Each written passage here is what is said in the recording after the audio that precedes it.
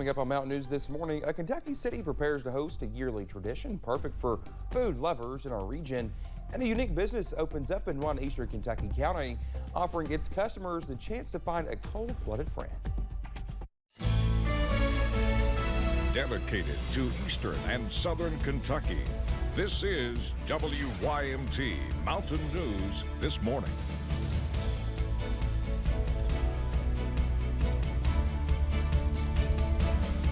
Well, it's Monday. I felt like it was literally just the, well, it was just the weekend for me, it feels like. I'm Dakota Makris, and it's 5:30 on this Monday morning. Let's head over to Cameron for a look at that forecast. Cameron, usually we're telling folks, take that jacket, but take a different jacket this morning. Take that rain gear with you because, well, you could get caught in some rain this morning. Yeah, exactly. We won't need the coat this morning because it's in the 60s right now, but you will need the raincoat as we get later on into your morning. A cold front is on the way here as we begin our Monday, but we are in those 60s, 61 for Jackson and Hazard, 63 over in London, 64 for Somerset, but do not get used to these 60s because we will be in those 30s as we get later on into your Monday.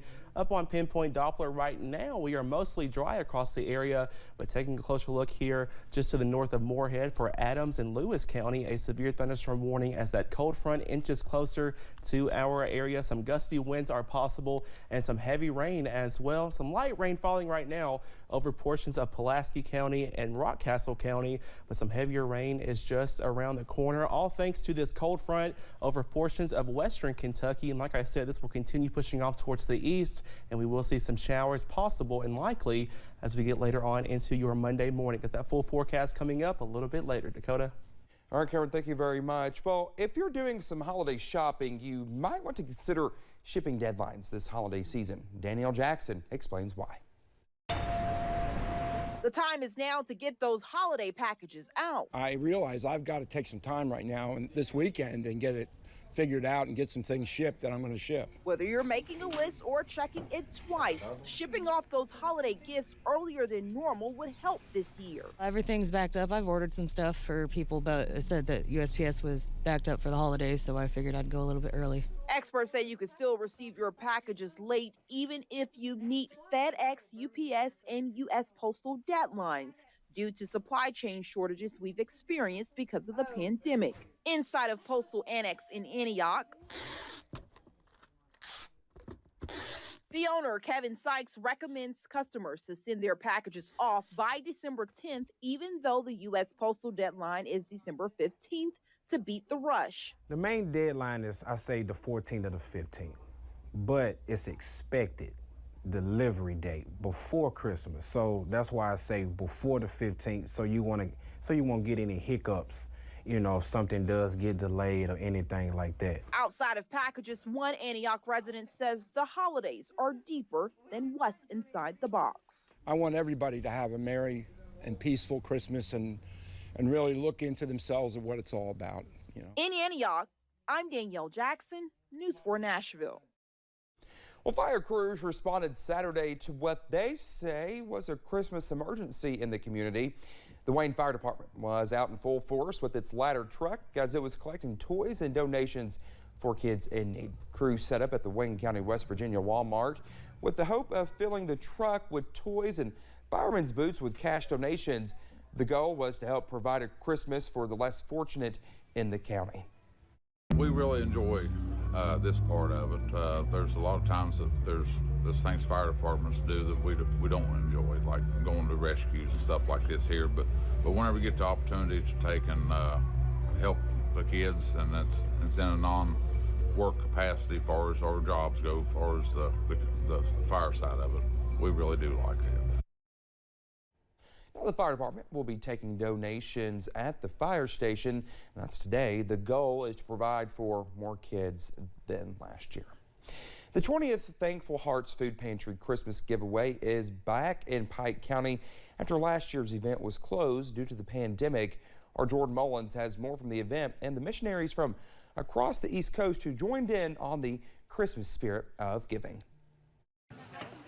Many years ago, a North Carolina church traveled to eastern Kentucky for a backyard Bible study. The group was searching for something to do during the daytime with a local church or nonprofit and stumbled upon Thankful Hearts Food Pantry in Pikeville. They were getting ready for the summer giveaway. She came back to North Carolina, called me the next year and said, want to go to Kentucky on a mission trip?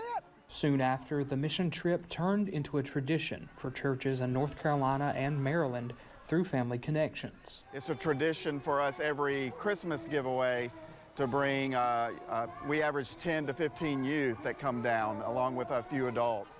Inviting people from out of state and even those close by to come serve the community.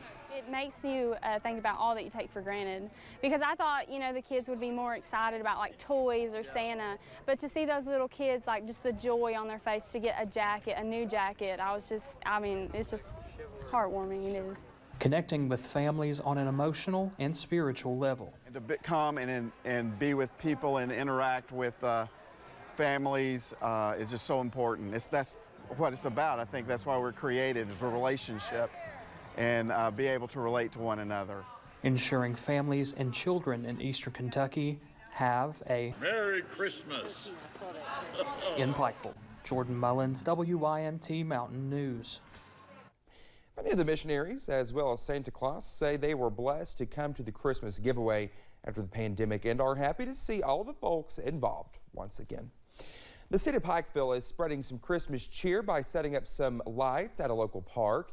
Last Saturday, the city of Pikeville officially lit its Christmas tree in the city park. During the weekend, the Christmas cheer spread to Bob Amos Park, just outside of the downtown area.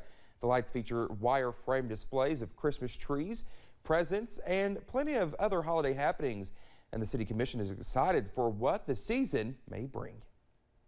Myself and the mayor and all of the rest of the city commission are really proud of the beautification of our city, and part of that includes Christmas time. We love Christmas time. We want families to enjoy it, and this is another way that families can come to Pikeville and enjoy the city, the lights, and all that Pikeville has to offer.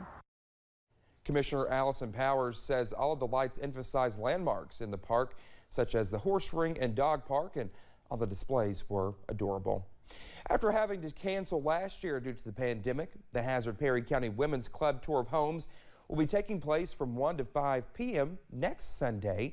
People are encouraged to begin the tour at the art station, where there will be a silent auction, door prizes, and refreshments after the auction.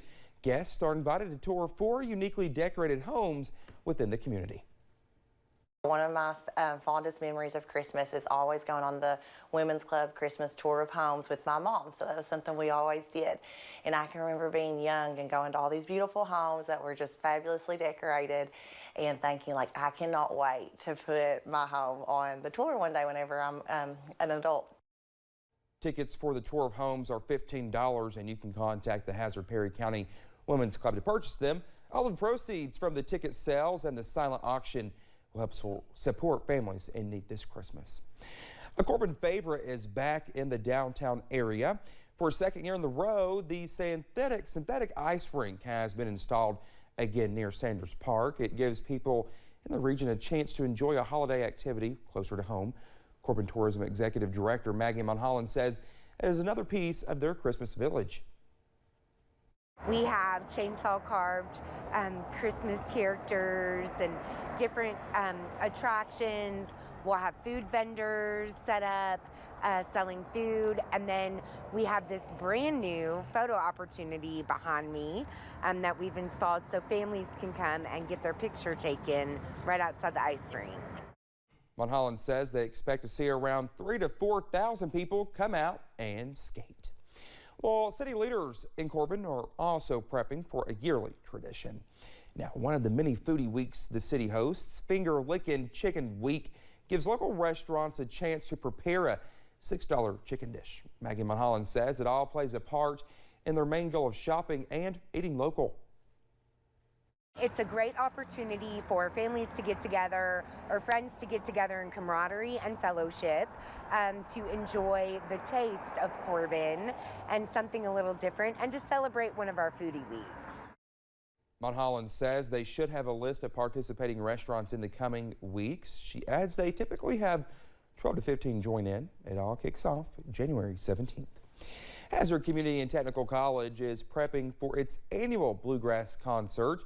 held in Hyden this evening at the Kentucky School of Bluegrass at the HCTC Leslie County Center. The show will provide the region a chance to witness the music students have been working on. Genres will include bluegrass, traditional, and Christmas carols. It's a good time to celebrate mountain culture. A lot of them are mountain traditional songs, and bluegrass, of course, is always very dear to people's heart here in the mountains. And also, it's really neat to see what they do over there and what a beautiful setting they have. Mayor Carol Joseph says doors open at 6 p.m. and the show starts at 7. Over in Letcher County, a unique new business held its grand opening Saturday. Our Chaz Jenkins gives us a look inside into L&B Reptiles. Wanting to bring a personal passion to Eastern Kentucky. When I was young, I loved reptiles, I love animals, and we had to travel all over to see different kinds of reptiles. And, you know, I've had my daughter, she's shown interest in reptiles, so we decided to get some and see what happens. Setting up shop in the community they care about. They go to ball games and stuff and set up and give kids a chance to see those animals and, you know, play with those animals and, you know, in a way they normally wouldn't get to, which is really nice. Giving the region something new and exciting. That just means that businesses are growing, that the area is growing, people are wanting to do new things here and open new things here and bring new business and new travelers to the area. Including a zoo-like experience without the hassle. We offer things just a little bit different than ordinary pet shops. We offer that experience. So if you want to hold something, I'll let you hold it. If you want to play with something, we can do that. All with a single goal in mind. Just education, that's my biggest goal. Is everyone says a snake is a bad reptile and things like that. And I'm trying to change the mindset of what that animal could be. Showing off the slitherers and the munchers in the mountains. In Letcher County, Chaz Jenkins, WYMT Mountain News. Holbrook says depending on success and the number of animals they can sell, they may need to expand into a bigger building. Well, just had this morning, a star of a classic TV series prepares to auction off some items he used in one of his most iconic roles.